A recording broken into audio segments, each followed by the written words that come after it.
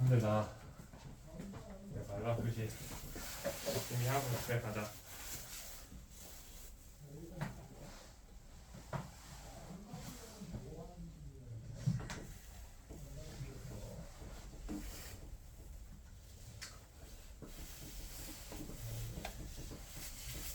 지금 어디까지 할 거냐면 요거 두 개만 할 거야. 요거 두 개.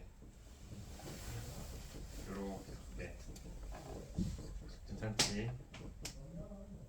이렇게 하면은 충분할 거야. 그러면은 4개, 7개, 11개가 나. 충분해. 방학 때 다 끝낼 수 있어. 그리고 전에도 한번 얘기를 했는데 설 연휴는 쉴 거야. 어차피 안 올 거잖아. 안 올 거야. 어차피 안 올 거기 때문에 쉴 거야. 그러니까 설 연휴에 있는 일요일은 선생님도 쉬고 너네들도 쉬고 다 같이 재충전을 하는 시간으로 하도록 하고요.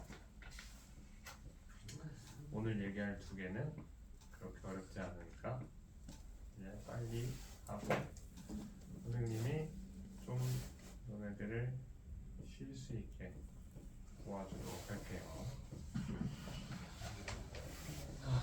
지구과학에서 이야기를 하는 나이라고 얘기하는 게 우리가 생각하는 그런 나이랑은 조금 차이가 있어. 자, 선우야, 선생님은 너보다 나이가 많을까 적을까? 많지. 몇 살일까? 글쎄, 내가 잘 모르겠지. 근데 나이가 많은 거 어떻게 알 수 있어?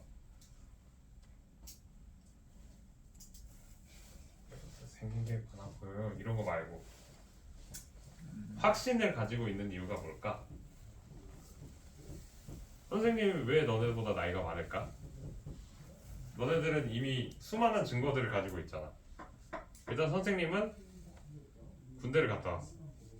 그러면은 너네들보다 나이가 많아요. 이러한 간접적인 증거들을 얘기하는 거야. 군대를 갔다 왔다는 거는 원래 나이에 대한 증거가 아니잖아. 근데 그 군대라는 시기를 보았을 때 군대는 20살에서 30살 사이에 보통 가니까 군대를 갔다 왔다고 했으면은 이 선생님은 최소한 20살보다 나이가 많을 거야 라고 알고 있어. 근데 나는 군대를 안 갔고 나는 군대를 갈 수 없으니까 20살보다 나이가 적어. 그럼 따라서 이 기준보다 저 선생님은 위에 있으니까 나보다 나이가 많은 거고 나는 그보다 아래에 있으니까 나이가 적어. 따라서 우리는 이걸 상대적으로 비교를 해. 이거를 우리가 상대 연령이라고 얘기하는 거야. 이게 상대 연령인 거야. 동일 과정의 원리를 기본 원리로 지사학 법칙이나 지층 대비를 이용해서 지층이나 암석의 생성 순서, 지질학적인 사건의 선후 관계를 상대적으로 나타내는 거 막 이렇게 엄청나게 복잡하게 써 있지만 그냥 이거야. 옛날이나 지금이나 똑같은 과정으로 우리가 가지고 가고 있잖아. 초, 중, 고 12년을 다니고 그리고 나서 군대를 갈 텐데 이 선생님 군대를 갔다 왔대. 아 그럼 이 사람은 초, 중, 고는 다 했으니까 나보다 나이가 많겠네. 그게 동일 과정의 원리. 간단하죠. 그래서 지층도 마찬가지라는 거야. 모든 것이 다 똑같은 과정과 속도로 일어났을 것이다 라는 거죠. 자, 지사학의 법칙은 첫 번째 수평 퇴적의 법칙. 무언가가 퇴적이 일어난다라는 것은 여기가 수평면으로 천천히 중력의 영향에 의해서 천천히 쌓이기 때문에 지층이 다 쌓인 걸 보면은 이렇게 평평할 것이다. 이게 수평 퇴적의 법칙이에요. 두 번째 지층 누중의 법칙.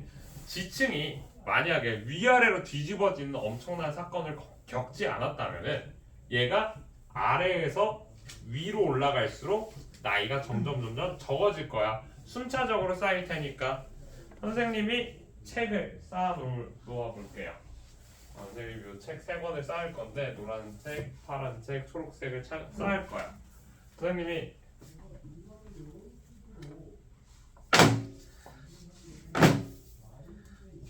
초록색, 파란색, 빨간색 순서로 쌓았어. 자, 그럼 가장 최근에 쌓인 애는 누구? 빨간색이라는 거야. 우리는 얘가 쌓여있는 형태만 보더라도 누가 마지막에 쌓였는지 알 수가 있다는 거야. 이게 지층 누중의 법칙이야. 동물군 천위의 법칙은 뭐냐면은 자, 이 파란색에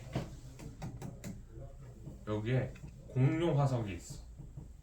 그러면 얘는 뭐 공룡 화석이 있고 여기에는 메모드 화석이 있어. 공룡은 우리가 알다시피 중생대, 메모드는 신생대야. 그럼 얘네들을 보고 우리가 나이를 유추할 수 있다는 거죠. 그리고 조금 더 얘기하면은 뭐 더 진화된 화석이 발생을 했다. 그러면은 더 나중에 만들어진 지층이다. 이런 것도 얘기할 수가 있고요. 자, 관입의 법칙. 관입이 무엇인지부터 알아야 돼. 여기 지금 보면은 마그마가 뚫고 나온 상태야. 뚫고 나왔어. 마그마가 뚫고 나왔는데 뚫고 나온 지층을 주변부는 어떻게 되겠어? 마그마에 의해서 막 뜨거워질 거야. 가열돼. 그럼 어떻게 돼? 마치 화상을 입듯이 얘네들도 바뀌게 되는 거야. C 같은 경우는 화상을 입었고 왼쪽에 있는 C, 오른쪽에 있는 C는 화상을 안 입었어. 화상을 안 입었다라는 거는 이 C는 B가 분출이 되었을 때 얘가 존재를 하지 않았다라는 얘기야. 하지만 왼쪽에 있는 C는 얘가 밖으로 이렇게 나왔을 때 이 C가 덮고 있어서 위에 있는 C가 화상을 입게 된 거지. 따라서 이 변성 부분의 유무에 따라서 순서를 우리가 찾을 수가 있다는 거야. 그리고 두 번째로 알 수 있는 사실이 뭐냐면 이러한 형태를 우리가 관입이라고 얘기를 하고요. 이러한 형태는 분출이라고 얘기를 해. 왜? 위에 덮개가 없으니까 얘는 무엇으로 나온 거야? 바깥으로 용암이 빵 하고 튀어나온 거겠지. 그래서 이런 식으로 나눌 수가 있고 기저혈관 부분 뒤에 가서 다시 얘기할 거니까 쟤는 신경 쓰지 맙시다. 이게 관입의 법칙이다. 부정합의 법칙 지금 얘기할 거예요. 자, 부정합을 얘기하려면 먼저 정합이 무엇인지부터 알아야 돼. 정합은 무언가가 쌓일 때 연속적으로 잘 쌓인 걸 우리가 정합이라고 얘기할 거야. 지사학에서 그렇게 얘기를 해요. 그럼 부정합은 뭐겠어? 얘가 지 멋대로 쌓였다는 얘기야. 자,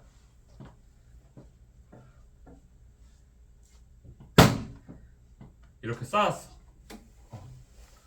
그러면 이 빨간색 책이랑 마지막 파란색 책이랑 얘네 둘 사이에는 지금 연속적으로 쌓였을까 아니면 불연속적으로 쌓였을까? 아까 전에 저 복화책 3개를 쌓았을 때랑 선생님이 이 완자를 쌓았을 때 이 완자를 쌓은 건 불연속적인 사건이겠죠. 그러면은 얘 위에 먼지가 쌓였겠지. 얘가 무엇에 의해서 다른 현상들이 발생을 할 수도 있겠지. 자, 이거를 우리가 부정합이 가지고 있는 특징이라고 얘기를 해. 시간적 간격이 있기 때문에 그 시간적 간격에 대한 특성들이 발현이 돼. 첫 번째가 뭐냐면 우리가 알고 있는 그냥 퇴적이 돼서 이렇게 잘 쌓였어. 근데 얘가 땅이 모종의 이유로 습곡이 발생을 하면서 위로 융기가 지각 변동에 의해서. 자, 일반적으로 무엇이 퇴적이 된다라는 거는 수면 아래에서 바다 밑에서 얘가 퇴적이 일어나. 왜? 바람이 불면 안 그러면 다 날아갈 거 아니야.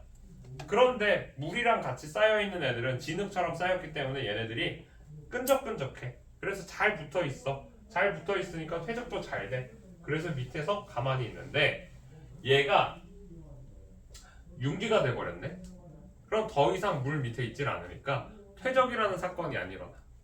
자, 그럼 얘네들이 어떻게 되냐면 점점 침식작용에 의해서 깎여나가. 그럼 아까 전에 처음 제일 위에 있던 얘 뭐죠? 이 지층이 부서져서 암석화 암석으로 바뀌게 되는 거야. 그때부터 이제 돌덩이가 되는 거지. 걔네들이 다시 모종의 이유로 침강이 되는 거야. 아래로.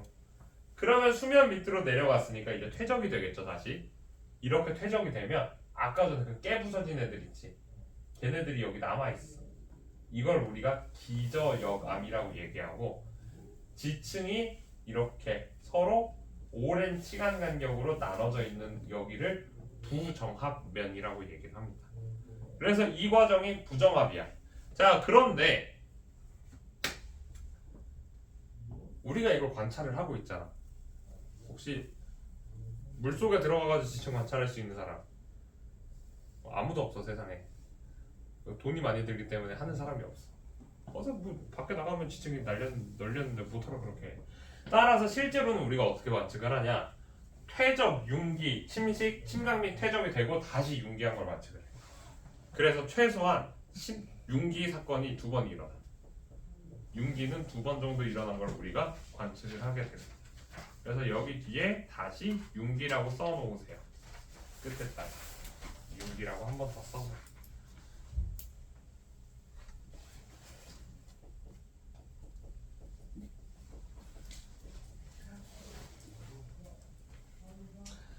자, 부정합의 종류를 이렇게 얘기를 할 수가 있어요. 오른쪽에 보면은, 자, 이렇게 밑에랑 위에랑 나란하게 이렇게 되어 있으면은 평행 부정합이고요.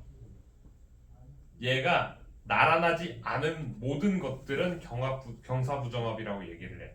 왜 선생님이 경사가 서로 다른 부정합이 아니라 평행 부정합이 아니면 경사 부정합이라고 얘기를 하냐면, 지금 요걸 보자. 자, 얘는 평행하니 경사져있니? 애매하잖아. 구부러져 있는 형태인데 내가 경사가 다르다 뭐 같다 그걸 어떻게 알아? 알 수가 없죠. 그렇기 때문에 평행 부정합이 아닌 상태면 그냥 경사 부정합이라고 얘기하는 경우가 훨씬 많습니다. 자, 그리고 부정합 면에 보면은 가끔 이렇게 관입이 되어 있는 이러한 형태들을 띠고 있는 지층이 있어요. 이런 걸 우리가 난정합이라고 얘기합니다. 지들 멋대로 난장판을 펴놓고 섞여 있고 복잡한 형태를 띠고 있다 해서 난정합이라고 얘기를 하는 거죠.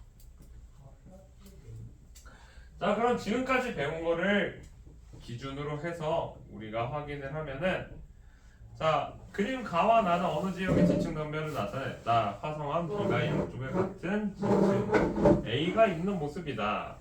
그러면은 B가 A를 뚫고 지나갔다라고 우리가 알 수가 있겠네. 그렇지. 화성암이라고 얘기를 했으니까 화성암은 용암이 혹은 마그마가 굳어져서 만들어졌고요. 지층 C와 D 사이의 경계에 불연속적으로 끊겨 있다. 아, 여기에는 부정합이 있구나. 따라서 여기 부분이랑 여기 부분은 나이 차이가 많이 나겠구나라고 우리가 알 수가 있겠네요. 이런 얘기를 합니다. 어렵지 않지. 지금까지 했던 그 앞에 했던 그 엘니뇨 라니냐나 태풍이나 그런 애들보다는 얘네들이 훨씬 쉬워요. 자, 지층에 대비 열쇠층 얘기하면은, 자, 열쇠층은 응회암층이나 석단층을 많이 사용을 하고 있는데, 이 열쇠층이 뭔지부터 기억을 해야 돼. 이 열쇠층은 비슷한 지역에 있다고 하면은 얘네들이 동시에 만들어질 수 있는 층들을 우리가 열쇠층이라고 얘기해요. 응회암층 같은 경우는 응회암 자체가 화산 폭발에 의해서 만들어진 재가 쌓여져서 만들어진 거를 우리가 응회암이라고 얘기합니다. 그럼 조금 생각을 해보면은, 지금 여기 100곳에 화산이 빵 하고 터졌어. 그럼 그 화산재가 어디까지 가냐면 최소한 충청도까지도 가. 엄청 멀리 가. 화산재 같은 건 거의 100km 날아가거든. 그러면은 한 10만 년이 지나고 나서 100곳 근처에서 지층을 관찰을 할 때 응회암층을 보고, 그리고 저기 파주에 가가지고서 응회암층을 관찰을 하면은 그 두 응회암층은 어떻게 만들어졌다? 두 개가 동시에 만들어졌다. 그거를 기준으로 우리가 보겠다라는 거야. 자, 지금 보면 여기에 응회암이 있네요. 가지역에. 그리고 나지역에도 여기 응회암이 있고요. 다지역에도 응회암이 있으니까 우리가 바라볼 때 이 아래에 있는 빨간 애들은 전부 다 이 친구다. 얘는 전부 같은 시기에 만들어졌다라고 우리가 유추할 수가 있는 거야. 지금 보면은 더군다나 비슷하고 가까운 지형이기 때문에 얘네들이 갖고 있는 지층의 모양도 거의 똑같잖아. 그런데 얘는 좀 융기가 많이 됐는지 같은 높이라도 얘가 더 높이 올라가 있고, 그러면은 얘가 엄청나게 오래된 지층이구나 라는 걸 알 수가 있겠네. 화석에 의한 대비는 고생대 화석, 중생대 화석, 신생대 화석의 그 표준 화석을 우리가 외워준 다음에 이 같은 표준 화석이 있는 애들은 쌓여 있는 지층의 종류가 다르더라도 같은 시기에 만들어졌을 거라고 우리가 예측을 하는 걸 우리가 화석에 의한 대비라고 얘기합니다.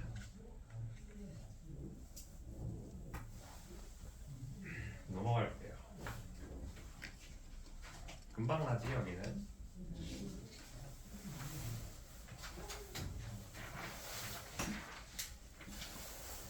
자, 방사성 동위원소의 절대 연령. 이거는 차근차근 하도록 할게.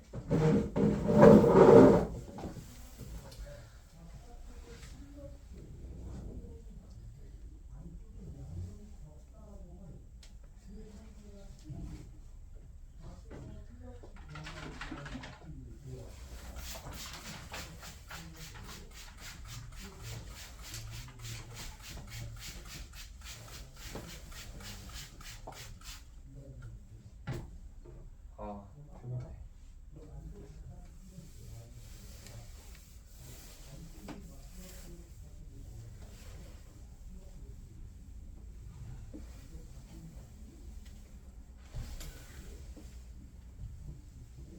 오늘 왜 일요일이지? 내일도 출근을 해야 되는 거야. 아이씨.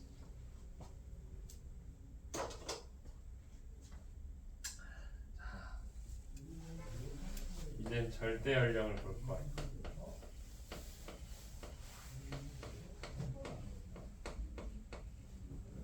자, 절대 연령은 숫자 계산이 조금 들어가지만 그렇게까지 어렵게 생각할 필요는 없어요. 자, 반감기에 대해서 이해를 먼저 해야 돼. 반감기야.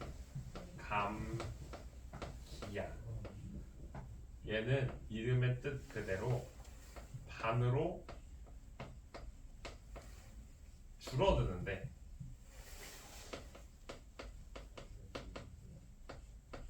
걸린 기간을 의미를 합니다. 자, 하프야. 무조건 반이야. 개수가 아니라 비율이라는 얘기야. 비율. 자, 내가 16개를 가지고 있어요. 이 16개가 8개로 바뀌었어. 그러면은 반감기가 몇 번 일어났다? 반감기가 한 번 일어난 거야. 그치? 그럼 내가 32개를 가지고 있어. 얘가 16개가 됐어. 그럼 얘도 반감기가 몇 번 있다? 죄송아. 몇 개? 한 번이야. 자, 줄어든 양이 16개야. 줄어든 양이 8개야. 이거는 중요하다, 중요치 않다? 안 중요하다고, 얘가. 얘 대신에 반으로 얼마 줄어들었는지를 볼 거야. 자, 반감기를 활용하는 방법이 뭐가 있냐면 문제들이 이런 식으로 나와. 얘가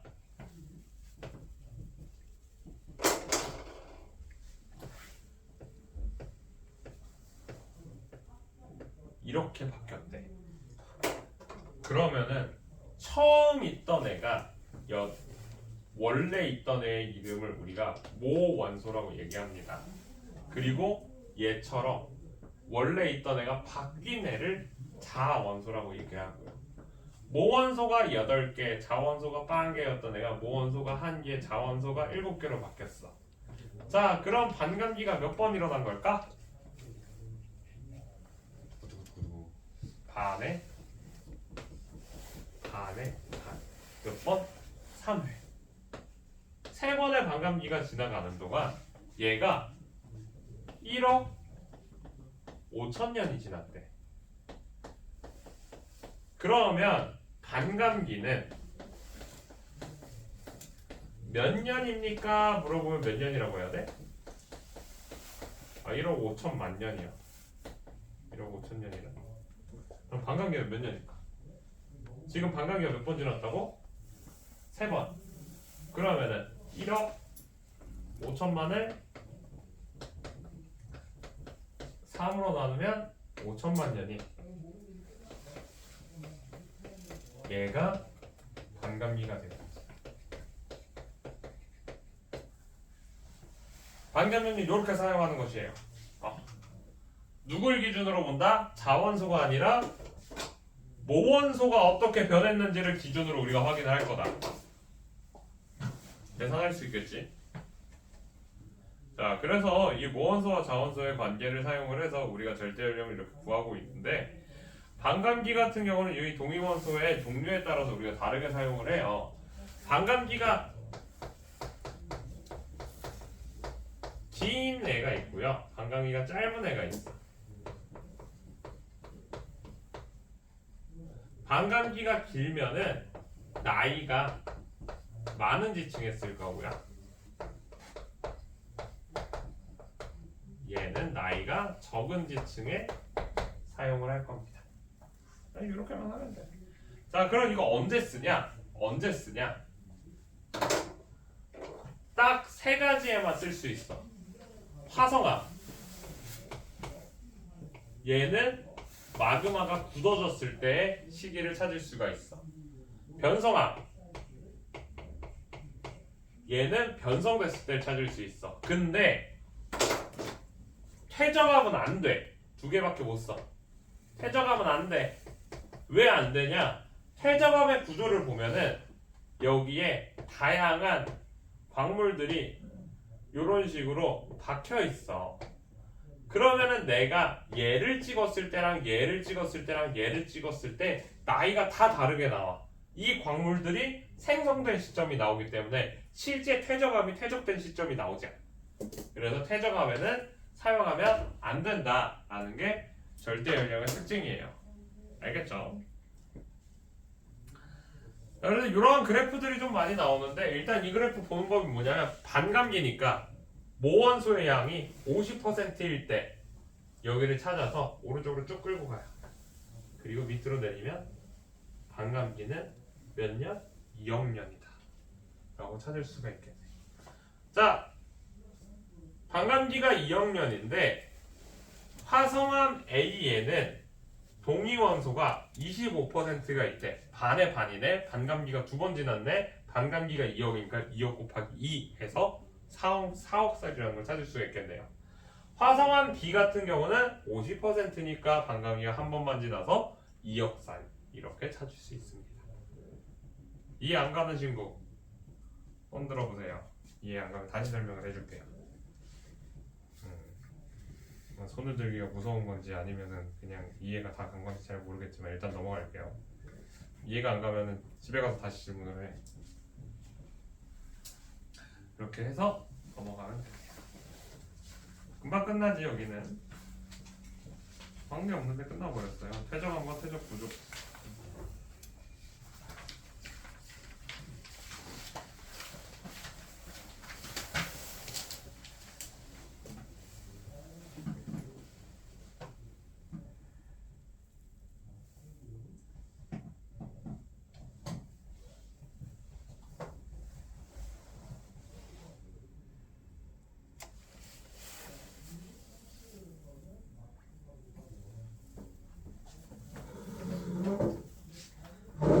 자, 퇴적암은 계속 얘기를 우리가 하고 있긴 하지만 퇴적암에 대해서 좀 더 얘기를 하면요.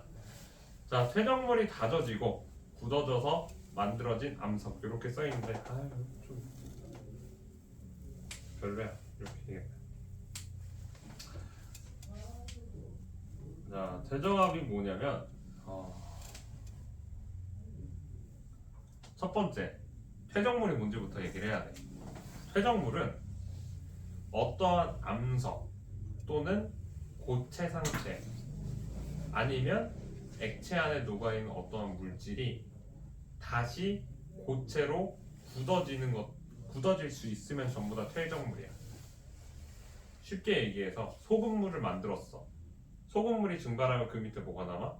소금이 남지. 그럼 그것 또한 우리가 퇴적물이라고 얘기할 수가 있고, 아까 전에 가루 상태로 떠나디던 그 화산재, 걔도 퇴적물이 될 수가 있고, 땅바닥에 있는 돌을 부숴가지고 돌가루들, 먼지들, 걔네들도 전부 다 퇴적물이 될 수가 있어요.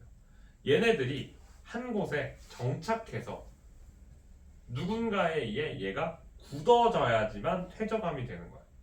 중요한 건 요거야. 퇴적물이라는 애가 꾹꾹꾹꾹 눌러져서 얘가 단단해져야 돼. 근데 우리 어릴 때 다들 모래놀이 해보셨잖아요. 바켓스라니 버킷에다가 모래를 집어넣고 그냥 꾹꾹 눌러서 뒤집으면 얘가 어떻게 돼? 그냥 우수수 하고 쏟아져. 하지만 여기에 물을 부으면 어때? 물이랑 섞었어. 물이랑 섞은 거를 버킷 안에다가 넣어서 잘 눌러서 뒤집으면 얘가 모양 그대로 빠져나와. 자, 그러면 우리가 굳어지기 위해서는 퇴적물만 있으면 안 된다라는 걸 알고 있어. 너네들. 그럼 그 퇴적물 안에 무엇이 있어야 되냐? 요런 애들이 있어요.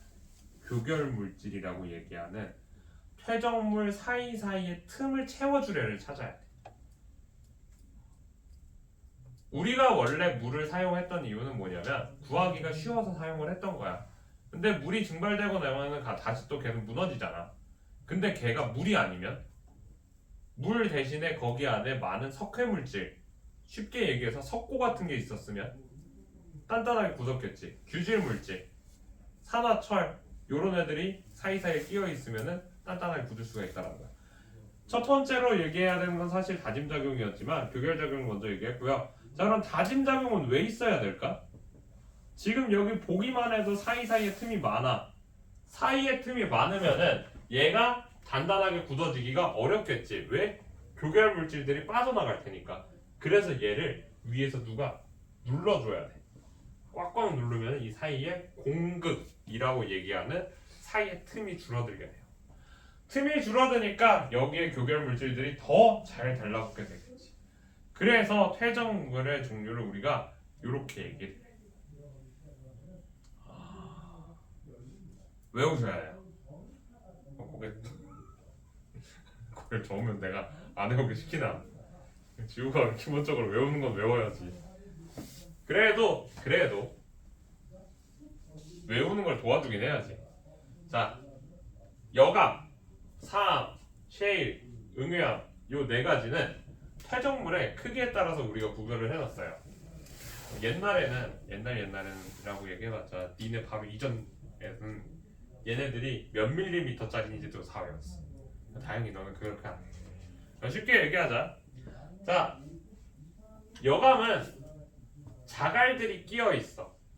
우리가 자갈이라고 생각하면 막 이만한 애들 생각을 할 거 아니야. 선생님 엄지손톱만한 애들. 네, 그런 게 아니라 선생님 새끼손톱 반만한 애들 한 2mm에서 3mm 정도 되는 애들이 끼어가지고서 있는 애들을 우리가 여감이라고 얘기해요.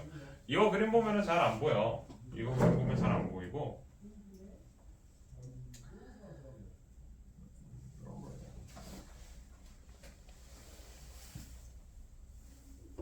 요걸 보면 잘 보여요. 이런 애들이 여감이야. 누가 봐도 자갈들이 껴있지. 이런 게 여감이다. 자, 그럼 이제 두 번째. 여감을 만들 때는 자갈 말고 나머지는 안 쓰였을까? 산호야, 여감에 자갈 말고 나머지 애들은 안 쓰일까? 쓰이겠지. 왜? 사이 자갈들만 있으면 사이사이 틈이 어떠니까? 크니까. 그래. 그래서 여기에는 모래랑 다른 것도 들어가. 자, 그럼 이제 모래가 주로 이루어진 애는 이렇게 샌드스톤이라고 얘기를 해요. 사암이죠, 사암. 지금 누가 보기만 해 이거 모래 그 까끌까끌한 느낌들이 지금 느껴지지? 실제로 손으로 만들면은 사포처럼 좀 거칠거칠한 느낌이 있어요, 얘는. 그리고 얘는 그 모래 사이사이 틈을 누가 채운다? 진흙 같은 애들이 채우게 돼. 그래서 셰일 얘가 가장 고운 형태의 머드스톤, 셰일 비슷한 거예요. 진흙이 굳어져서 만들어진 거죠. 그리고 나서 응회암 뭐였지? 응회암 영어로 기억이 안 나. 터프. 응회암은 이런 식으로 생겼습니다. 얘는 좀 화산재로 만들어졌기 때문에 이렇게 좀 뭐라 그래야 되죠? 투박하게 생겼고요. 색깔이 좀 많이 거친 색깔을 가지고 있어. 의외야. 자, 그 외에 화학적 물질들이 굳어져서 만든 탄산칼슘이 굳어져서 만든 우리가 알고 있는 석회암, 아니면은 규질 물질들이 굳어져서 만든 척트, 염화나트륨, 소금이죠. 소금이 암석화된 암염, 이런 게 있고요. 유기물, 식물이 굳어져서 석탄, 석회질 생물체가 굳어져서 석회암, 규질 생물체가 굳어져서 척트, 이런 것들이 만들어집니다. 그냥 넘어갈게요. 이거 잘 외워두시면 되고 15분이면 다 해 이제. 조금만 기다리자.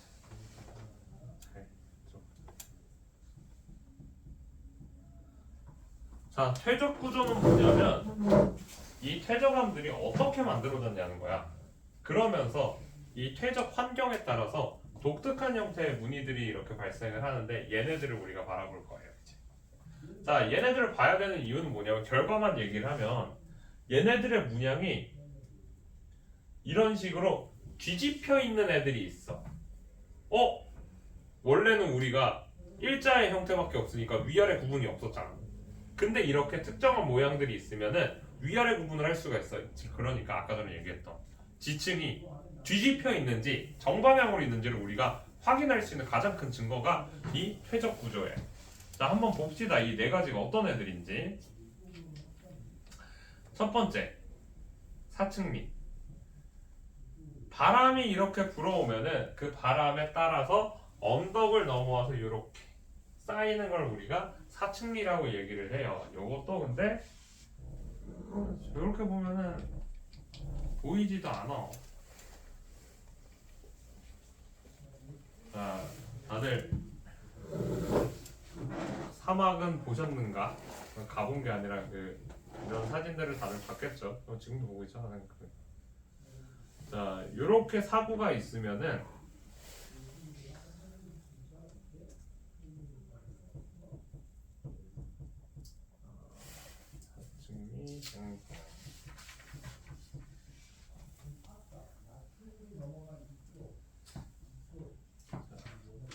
요렇게 되는 거야.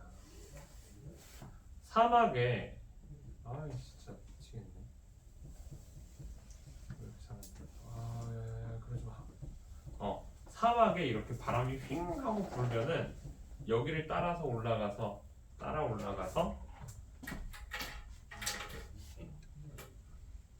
이 언덕을 따라서 쭉 하고 올라가. 그리고 나면은 여기가 어때? 가파른 낭떠러지가 생기지.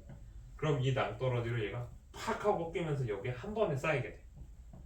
얘네들이 계속해서 반복되다가 어느 순간에 바람이 멈춰. 바람이 멈추면 어떻게 돼? 얘가 그때부터 좀 살짝 눌리겠지. 그러면서 여기에 이렇게 무늬가 발생을 하는 거야. 이걸 우리가 사층미라고 얘기해. 그러면은 바람의 방향에 따라서 보면은 얘가 실제로 바람의 방향이랑 이 문양의 방향이 일정하게 움직이는 걸 볼 수가 있어. 그런데 지금 보면은 위에서 아래로 이렇게 꺾여 있잖아.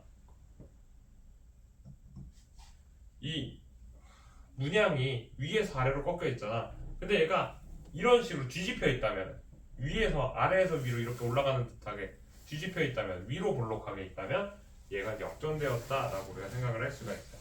따라서 흘러야 되기 때문에 바람이나 물이 있는 곳에서 많이 만들어집니다. 일정하게 흐르는 물, 바람. 점이층리는 뭐냐? 아까 그 얘기를 했던 모래, 자갈, 흙을 섞어 놓은 거를 한 번에 팍 하고 뿌리는 거야. 그러면은 덩치가 큰 애들이 아래쪽에 쌓이고 덩치가 작은 애들이 점점 위에 쌓이게 돼. 이러한 형태로 쌓여 있는 걸 우리가 점이층리라고 얘기를 합니다. 이건 언제 만들어지냐면 혼탁류라고 얘기를 하는 얘네들이 막 섞여 있는 것들, 즉 낭떠러지 같은 데에서 많이 만들어져. 한 번에 많은 양의 퇴적물들이 유입이 되고 종류 상관없이 유입이 되고 그 안에서 지들끼리 섞여서 나중에 천천히 가라앉게 된다. 그럴 때 만들어져요. 그래서 어디서 많이 만들어지냐면 여기 수심이 깊은 바다나 호수 같은 데서 정말 많이 만들어져요. 자, 세 번째 연은. 연은 같은 경우는 바람이 불면은 그 안에 소용돌이가 이렇게 만들어지는데 그 소용돌이에서 바닥이 깎이는 거야. 자, 오이도 가본 사람, 안 가본 사람 없겠지. 다들 오이도 아니면은 저쪽에 그냥 하늘공원만 가더라도 우리 갯벌을 볼 수가 있어요. 갯벌의 형태를 보면은 갯벌은 울퉁불퉁해요. 갯벌이 울퉁불퉁한 이유 자체가 물이 왔다 갔다 해서가 아니라 이것 때문에 울퉁불퉁한 거야. 갯벌도 굉장히 얕잖아, 바닷물이. 그래서 바람이 불면 이 안에가 이렇게 연운으로 깎이게 돼요. 그래서 이렇게 연운이 만들어지려면 굉장히 수심이 얕아야 돼요. 수심이 얕아야지만 연운이 만들어져. 자, 그리고 마지막은 이제 건열인데, 건열은 얘가 딱딱한 점토층이 물이 말라서 생기는 거야. 점토층이 물이 마르면은 우리 피부가 건조한 것처럼 막 아니면은 도자기 그 지점토 만들어 놓은 것 다 쩍쩍 갈라진 것처럼 이렇게 갈라지게 되는데 얘가 건열이라고 얘기하는 거야. 아래로 뾰족하게 이렇게 튀어나와 있는 특징을 가지고 있어요. 그래서 이렇게 우리가 구별하는 방법들이 여기 책에 잘 나와 있으니까 이거 보고서 구별하시면 됩니다. 이렇게 구별하시면 돼요. 이거 잘 보고. 이게 정방향. 얘네들을 뒤집어 놓은 게 역전되었다라고 우리가 볼 수가 있겠죠. 그래서 나머지 부분은 읽어보시고 문제를 풀어보시면 될 것 같아요. 나머지 시간은 오늘은 내용은 이만큼만 할 거예요. 자네는 문제 풀 게 없기 때문에 암시나 하세요. 이거랑 외우세요. 먼저.